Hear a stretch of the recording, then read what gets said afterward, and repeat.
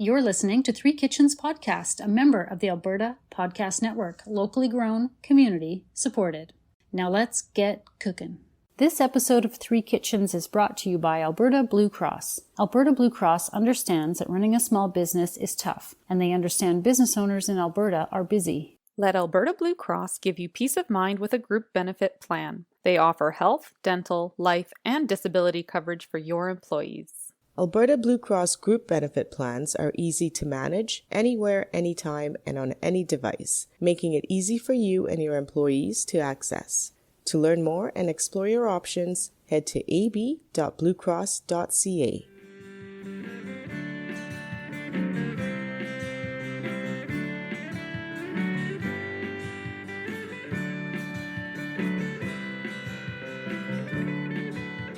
Hello, listeners! Welcome to a really fun episode today at Three Kitchens Podcast. I am your host, Sarah Somasundaram, and I am here with Erin Walker and Heather Dyer. Hello. Good morning. How was that for pep?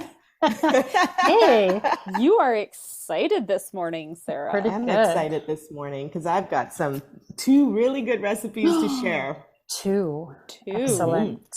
And Sarah she likes to keep it like a secret before we get here. Whereas often Erin and I are like, I think I'm going to make this. I think I'm going to make that. What are you going to make? And, we have all these conversations, and Sarah just keeps it to herself.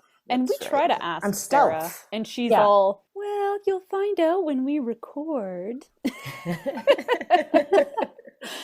How's it going? How are things? How's the week going? It's going well. Busy. Yeah. Erin says with a happy voice, it's going well. And Heather doesn't even smile. I'm not sugarcoating it. Busy. It's been flat out. And it's only Wednesday morning, and I feel like I've lived 2 weeks already in the last 2 days. Yeah, busy. Maybe I've just had too much coffee this morning. That helps. You sound quite relaxed, though, for all the coffee. Well, part of the problem is that the reason you have to drink so many cups of coffee, I figured this out about you, Erin, is because it's mostly cream. Your coffee is like so much cream with a little splash of coffee in there. Is that right? Okay, You've seen her photos. She posts a photo like, coffee for breakfast outside or whatever in the summer, and it's like almost white. Okay, that's not fair to throw me under the bus for that. That was a new... I am going to defend myself now after this accusation. There's nothing wrong with it. So I don't like that much cream in my coffee. However, I bought a new cup and I didn't realize how small it was. And then when I poured my cream into it, and I do like a good amount of cream, but not that much. That was like, I was practically drinking cool coffee flavored cream that morning because and it was obvious in the photo. That was your birthday. Very obvious. I remember because you posted it to be like, it's my birthday. I'm sitting outside. You're lucky you have a nice birthday in August, and you were sitting outside enjoying your coffee. And I was like, you have a little coffee in that cream there, Erin? Because it was like so pale. You did jump on that. You did jump on that. I'm still learning how to appropriately portion my cream in that cup. You're still learning. You know what? I totally feel you because my husband makes better coffee for me than I do. Right. Yeah. Like the proportion of. Yeah. I'm a cream lover, so I do like a lot of cream. That was excessive. I will. But I'm just saying that's why you need to drink more cups because you're not getting enough caffeine in that. There you go. All right. Well, so I had a friend tell me that she was heading off to the Big Apple this week for a holiday. And I was like, what? Aww. How are you lucky enough to go to New York in the middle of September, which sounds like a delightful time to be there. And the kids? Does she get to go without kids? Yeah, she's going sans kids. Nice. Just as a datey week to New York. Oh, nice. A week? Right? A week in New York? Right? In September? Wow. I hope the hurricane doesn't hit New York. The hurricane now? Oh, shit. That's what she gets for going in September. I know. You know what? A friend of mine is going for work, but is going to Fredericton this week for work. I'm like, well, look out for Fiona, the hurricane. Just because I'm so jealous that I don't get to go interesting places and do things. She's like, missed positivity this morning. Wow. What is in Heather's coffee this morning? Because I tell ya, no cream. Oh she's got it black and straight up. It's true. Well, no, I have a very tiny splash of almond milk in there, but I don't even know why I bother because it really is black coffee. Okay. Maybe you need some more sugar in there, Heather. All right. I do. I'm not very sweet. You know this about me. I'm not sweet. Oh, boy. Okay, so then because she called it the Big Apple, I was like, wow, why is New York called the Big Apple? Does anyone know why? I do not. So as I started looking through this, did you know it has not only been referred to as the Big Apple, but back in 1673, when the Dutch captured New York from the English, it was renamed New Orange. Oh. And this was in honor of the ruler, and his name was William III of Orange. William the Third? William III. You can't give someone numbers after their name without saying it in a slightly nose-up way, right? Mm-hmm. So this name of New Orange only lasted a year, and then it went back to being New York. Although I have a feeling it may have been New Amsterdam at that point. So I don't know. I didn't... what came first? Yeah. Exactly. I believe it was called New Amsterdam originally. These people were not very inventive. Like, No. why do you have to name it New whatever? Like there is an Amsterdam. We don't need New Amsterdam or New York or New whatever. Like, give it its own name. How about? I'm sorry. You're cracking me up today. Bitterness. Like, Like, not very creative. Okay. So back to the apple I'll here. just stay quiet now. No, this is great. I'm really enjoying this. Keep drinking your bitter coffee. oh my goodness. Okay. So why is New York called the Big Apple? Did you know that New York State is the second highest apple grower in the United States? Oh. That's not why, though.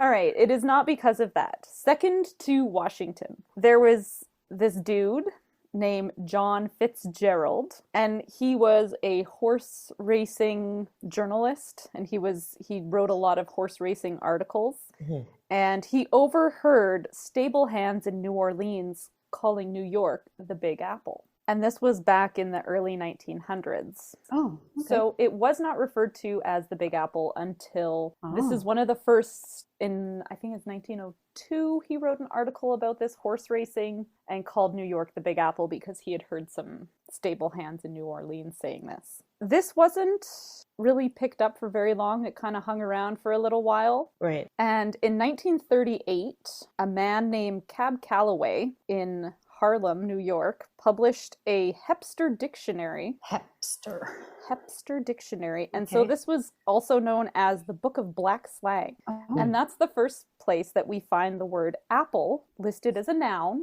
And it was the big town or main stem of a city. Okay. And so this was a slang that was used by African Americans, and so it was picked up by other people and then became popularized in the 1900s. I like it. I'm going to the Apple tonight to have some food. Yeah. So it didn't really catch on then, but then it came back into use in the 70s as a marketing campaign to try and improve the image of New York City, because there was a whole bunch of crime and unsavory things happening at that time. And so they decided to resurrect this Big Apple idea and start putting it on logos and promotional stuff for the city. And it's stuck since then. But it has nothing to do with apple growing. It is simply a slang word for city. And so this came from the African American population. Okay. And some white guy picked it up and started using it. Okay. And so when I was digging and researching this, a lot of the information is about this John Fitzgerald. But then as I dug further, I found this book by Cab Calloway, his Book of Black Slang, so that there were translations from the population in Harlem. Now we have Urban Dictionary. Yeah. It's like the first urban dictionary. There you go. That's cool. Nice story. Are you cooking something with apples? Because it's apple season, no, Sarah. but It's funny that you guys talked about coffee. Well, we always talk about coffee because we're addicted. How unique of us. Yeah. Today was a little extra with coffee. Uh-huh. Over the summer, I've been getting my food inspirations from TikTok. And I've tried a few TikTok recipes. I haven't been wowed with them, but the nice thing about these TikTok recipes is they're so simple and basic that you can add your zhuzh to the recipe, right? And make it happen. And it's kind of inspirational because it's quick. It makes it look like it's a quick, simple meal, and you need those meals all throughout your life, right? So I came across these two things that I really want to make, and I thought I would wait for a podcast episode to get started. First thing I'm making, and this is for breakfast or for brunch. Ooh, good. So it's really, I don't know, breakfast and brunch recipes are always, I don't know, comforting, right? I'm making something called Dalgona Coffee. Have you heard of this? No. So when I first heard about this coffee, I was thinking Italian or something like this. And what it is it's instant coffee powder, sugar, and hot water, and you whip it into a cream and you put it over whatever you drink. So like almond milk or cream or milk or, in Erin's case, a lot of cream. How much cream am I allowed to put? Okay. And I'm a little surprised that those ingredients together would. Yes, that's what I thought. That would whip up. Yeah. Oh, it says hand beaten. So Sarah's going to get a whisk out and just give her. No. We read that, did we not, Heather? We read it. I am not hand beating anything. What is this? What am I, Erin? No.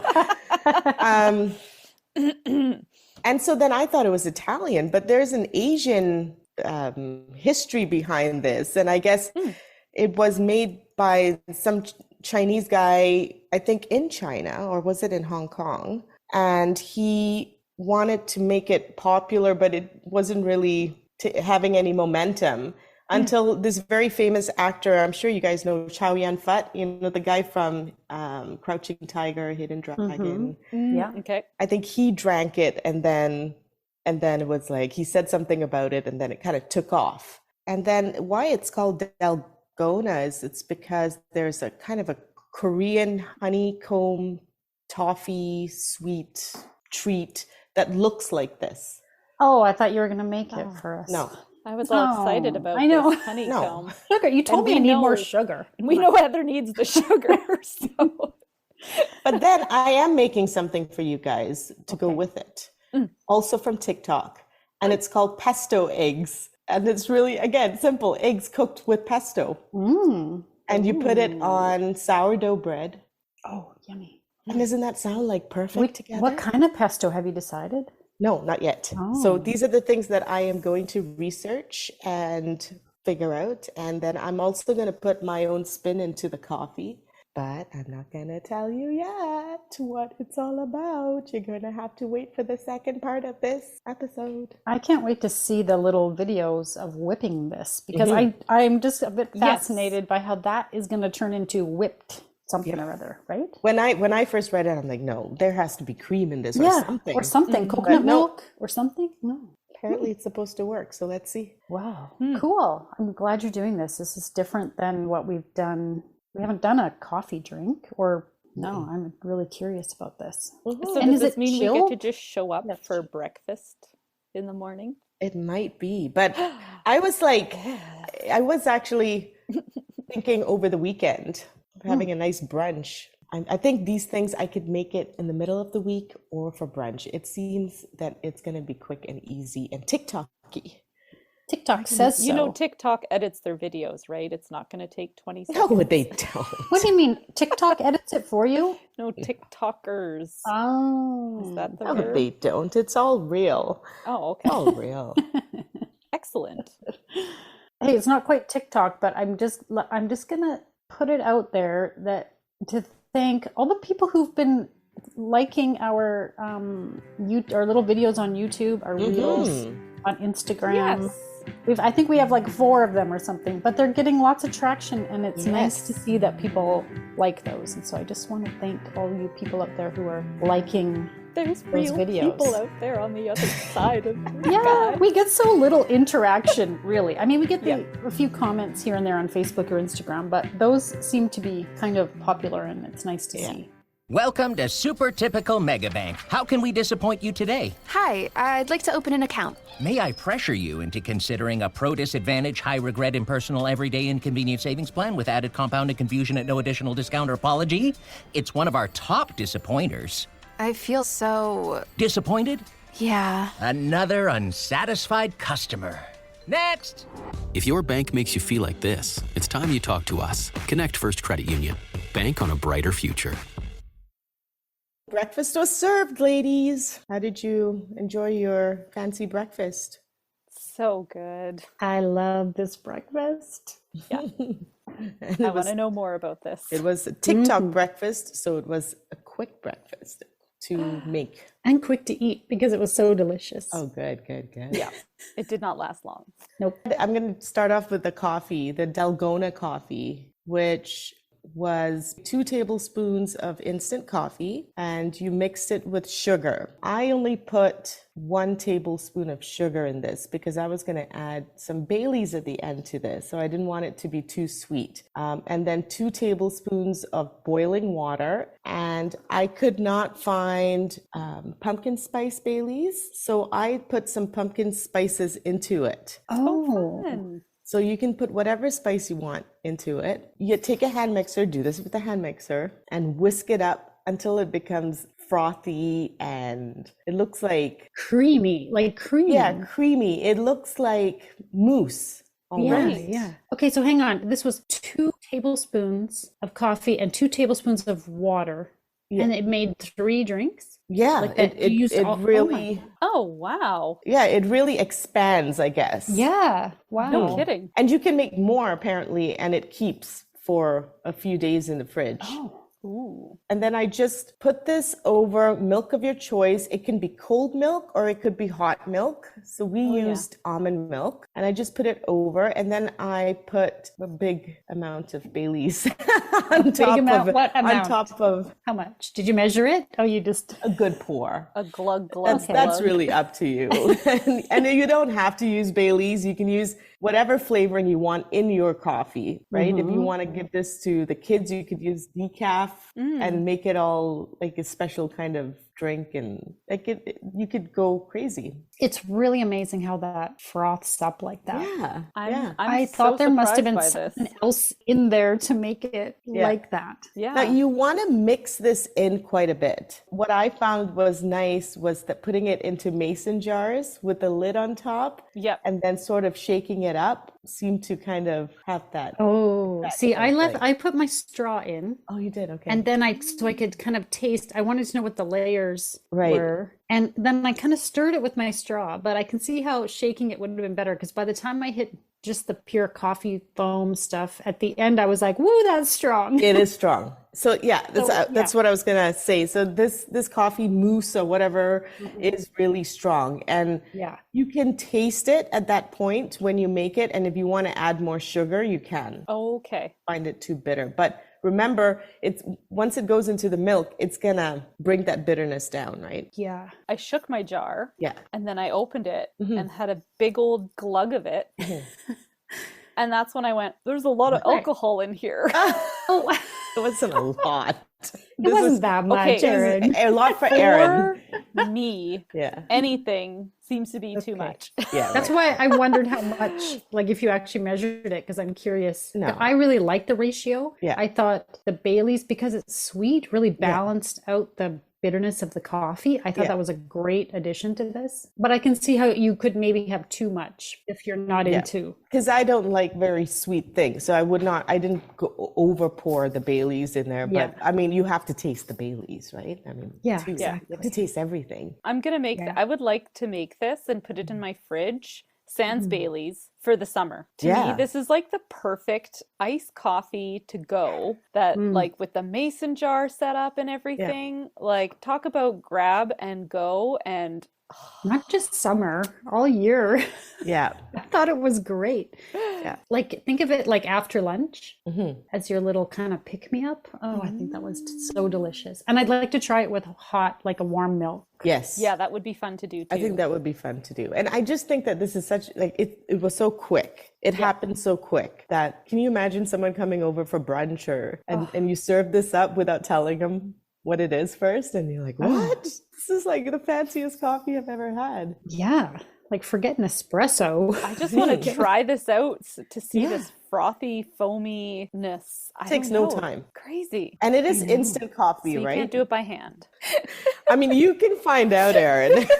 I'm certainly not trying. I don't have a hand blender. What would I? Do you think you could use an immersion blender? Yeah, my Ninja thing, it. would that work? Try it. That might work. I think that'll be I'll report back. That sounds great. So good. fancy, like 5-minute coffee, basically. Here's like a 10-minute recipe to have something to eat with that coffee. I can't wait to hear about this. Like, Can you seriously. bring us one today? My mouth Can is you just watering. whip it up Yeah. and bring it over after recording? So think about this for 2 people, Okay. and then you can just increase the amount. Or maybe I'll just make it all for For myself. myself. Because I loved it so much. Okay. You go to the store, you get your eggs, you get a really nice pesto that you love, right? You get some really nice sourdough bread. I feel like don't stinge on this. Like, get some nice Okay. bread, and then get some goat's cheese or feta cheese or whatever you like. I used feta in this. In a pan, you put some olive oil in. You put some pesto, so 2 tablespoons of pesto, and then you kind of spread it around the pan on, I would say, like a low medium heat, Okay. just to kind of warm up the pesto and loosen it up. And then you crack your eggs on top of it. You increase the heat to about medium, and you cover the pan with a lid. Okay. And when the yolk starts to get kind of cloudy is when you know it's done. So then it'll still be runny, but the white part will be cooked by then, and the yolk will be firm enough to kind of hold its shape until you cut into it. Right. And then you just take that with all the pesto and you put it onto your bread, which you could toast up and sop up all the extra pesto in the pan with. Put the egg on top. I put some black pepper and red chili flakes and some feta cheese on it. That's it. 10 minutes. So easy. And oh my God, it was so good. Oh my God, it was so good.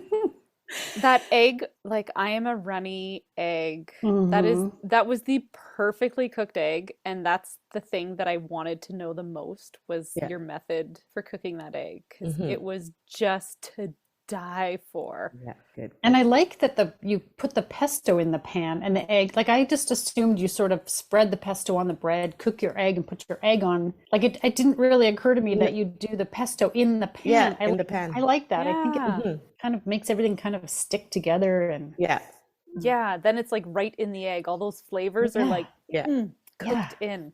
I have a jar of garlic scapes that I chopped up really fine and froze a couple months ago. And when I tasted this egg, I said, oh my God, I'm making my scape pesto and I am making this. Yes. Nice. I have some in my freezer too. I should really. Thanks for that reminder. I will link that recipe to yours then. Yeah, everybody go to the blog. You can also get the pesto recipe.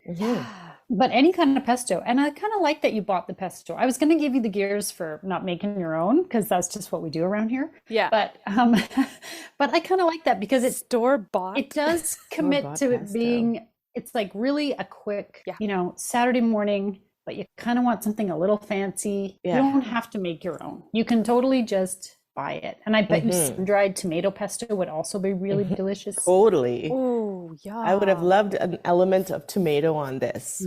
Yeah. Oh, you could just add a slice of tomato And on that's there. what Yeah. I was. And you know what? I would have almost fried up that tomato and put it on too. totally. Instead of having like just a raw slice of tomato, right? Yeah, that would be good. With like extra cracked pepper on there. So good. Everybody go make this because you will not regret it. So tasty. And I loved it with the coffee. You won't spend a lot of time cooking and you won't spend a lot of time cleaning up after. Yeah.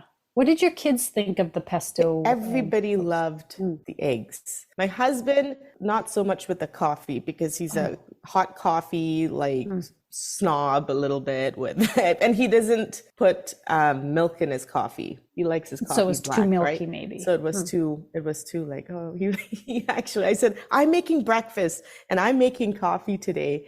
And then as soon as I gave that to him, he went and made a pot of coffee. He's like, yeah, that's great. I think he's missing out. I think he's missing out. That's funny. More for you. Yes. Well, I know because we drink excess amounts of cream in our coffee. We will really enjoy this in my house. So I can't wait to make this. Yeah. And this is nice because if you don't like cream or milk, you don't have to put that in. But if you do, go crazy, right? Thank you. I love this so much. Breakfast actually is one of my, brunch, one of my favorite meals. Yeah. Especially if you have time to linger over it, right? You can just hang out, have coffee refill, chit chat. I love going out for brunch. I love going out for something brunch. like this. So I was delighted. I need to put instant coffee on my shopping list. Yeah, exactly. That's something I never buy, right? No, it's something I never buy too, but just so quick. I can't believe how quick this was. And I'm not a breakfast maker. That's my husband. So it had to be quick. Otherwise it wasn't going to happen. And, normally I'm not a savory breakfast person. I'm all about the sweet. I like the waffle. I like the syrup. I like the pancakes. I like the whipped cream. No, this has changed my view on breakfast forever. Good. Yeah. Thank you, Sarah. Thank you. Very welcome. And now for the fine print. Join us over on the socials, Facebook, Instagram, YouTube, and Pinterest, and on our website at threekitchenspodcast.com. And remember, when you like, follow, subscribe, and review, it helps more people find us. Thank you so much for listening. There's a lot of alcohol in here. It wasn't that much, Erin. A lot for Erin.